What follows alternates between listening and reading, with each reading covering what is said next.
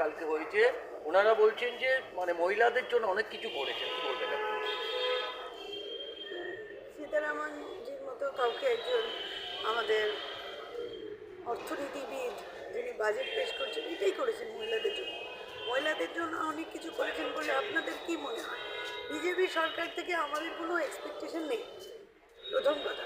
আর মহিলাদের কথা তো ওই বিজেপি সরকারের মুখে মানায় না। কোনো এই যে বাজেটটা বেরিয়েছে তাতে কোনো গরিব গুরব মানুষদের জন্য কোনো কিছু আছে নেই। মিডিল ক্লাস লোকেদের জন্য আগেও ছিল না, পরেও ছিল না। ওই আয় করে একটু অমুক করা আর ইয়ে করা। শুনুন, এটাকে না বাজেট পেশ করা বলে। আপনার যে নির্মলা সীতারামনজি বলতে পারে যে আমি পেঁয়াজ খাই না বলে পেঁয়াজের দাম বাড়ে, আমার কিছু যায় আসে না, আপনি তার থেকে কি এক্সপেক্ট করেন? ওনার হাজব্যান্ড বলছে যে এটা ওনার কাপড়টি নয়, কিন্তু তাও উনি বাজেট পেশ করছেন। দেখুন, মহিলাদের জন্য আমি জানি না কি এমন কিছু করে ফেলেছেন, আমরা তো দেখলাম না যে কিছু আছে, মনে হলো না। বাংলার উন্নয়ন কতটা হয়েছে আপনি মনে করছেন, যে বাংলার জন্য কতটা এই বাজেটের প্রভাব পড়ছে বলে আপনি মনে করছেন? বাংলাতে এরকম গিমিক আমরা অনেক দেখেছি। সেই 15 লাখের গিমিক আমরা দেখেছি, উইদাউট বাজেট গিমিক ছিল সেটা, তাই না? তো কালো টাকা ফেরত আনার গিমিকও দেখেছি। হয়তো ওই কালো টাকাগুলো ফেরত আনলে বাজেটে কাজে লাগাতে পারতো, সেটা লাগাতে পারছি না, দুঃখ হয় শুনে। এখন কোথায় রেলের ব্যবস্থা করবে, হ্যাঁ, কোথায় অমুক করবে, দেখুন আলটিমেটলি সব কিছু আদানি আম্বানির পকেটে যাবে। আজকে রেল গেল সেল থেকে শুরু করে এয়ারপোর্ট থেকে শুরু করে যেটাই যাই উন্নয়ন করবে, সে যদি রাস্তাও বানায়, সেটাও দুদিন বাদে দেখবেন কোথাও না কোথাও যোগসূত্রটা সেই আদানি আম্বানি।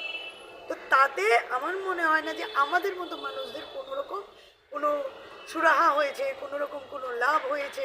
হ্যাঁ, তো আমার দেখুন, যেগুলো ইস্যু, সেই ইস্যুতে এরা চুপ।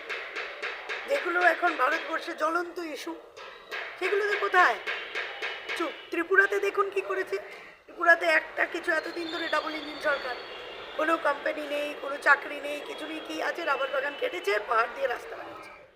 রাস্তা বানিয়েছে, এবং রাস্তা বানিয়েছে, সেই টেন্ডার কার কাছে যাচ্ছে, কি আছে ভেতর থেকে খবর নেই।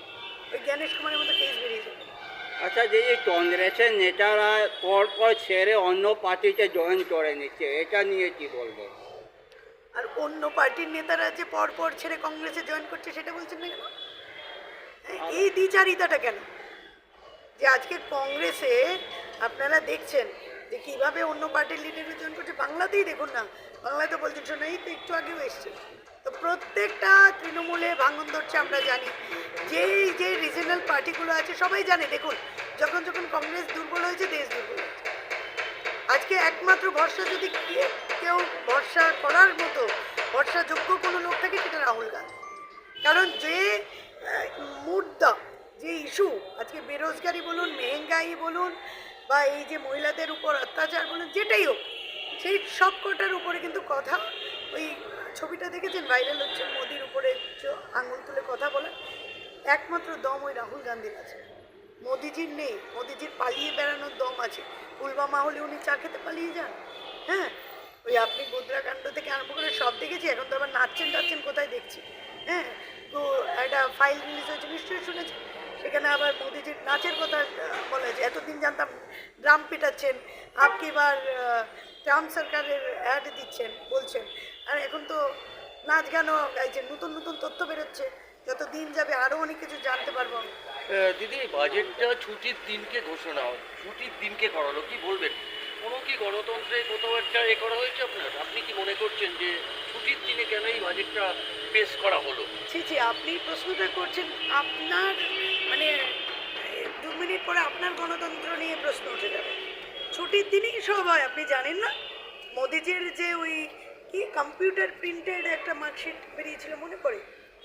মনে পড়ে যখন আমরা, আমাদের সাংসদরা জিজ্ঞেস করেছিল পার্লামেন্টে যে এ কত পাস, আন্ডার মেট্রিক না মেট্রিক, জানতে চেয়েছিল তো কোনো একদিন আমাদের নেতারা। তখন উত্তরে কী বলছে, তৎকালীন অরুণ জেটলি বেঁচেছিলেন, যে না ভাই, এন্টায়ার পলিটিক্যাল সায়েন্সে গ্রাজুয়েট বলেছিলেন। তো ওই আজকের বাজেটটা ঠিক ওই এন্টায়ার পলিটিক্যাল সায়েন্সের মতো। এন্টায়ার পলিটিক্যাল সায়েন্সের আবার কি মার্কশিট দেখে, কম্পিউটার প্রিন্টেড মার্কশিট, সেটা আবার কবে? 1973 সালে, যখন কম্পিউটারের জন্ম হয়নি। ঠিক আছে? তো 1995 সালে এসছে কম্পিউটার। আবার দিনটা কি ছিল? রবিবার। মনে করে দেখুন। তো মোদিজি যে প্রধানমন্ত্রী, যার মানে আন্ডারে এই বাজেট পেশ হচ্ছে, যার আন্ডারে যে কিনা পুরো আমাদের ভারতবর্ষের সব কিছুর ঠেকা নিয়ে বসে আছেন, তারই সার্টিফিকেট বেরোয় রবিবারে। তো বাজেট রবিবারে পেশ হবে না, এই কি অগণতান্ত্রিক কথাবার্তা বলছেন? দিদি আপনার নামটা? পূজা রায় চৌধুরী, সাধারণ সম্পাদক, পশ্চিমবঙ্গ প্রদেশ কংগ্রেস।